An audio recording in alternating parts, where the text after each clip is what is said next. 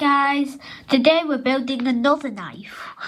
This time it's just a folding knife. First take this part, it's going to be a handle, put a pin in, and whatever this thing's called. Oh, I dropped the camera. Then this goes on this end. Here's the blade. We put it with one part extra sticking out, and then that's the other part of the handle. It does not swing like a butterfly knife, this thing.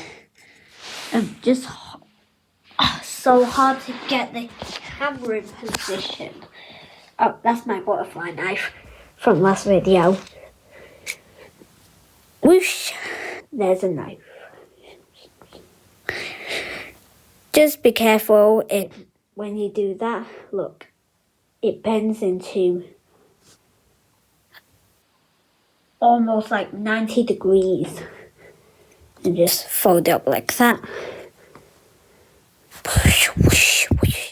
So if I were you, I would just hold this part with my hand.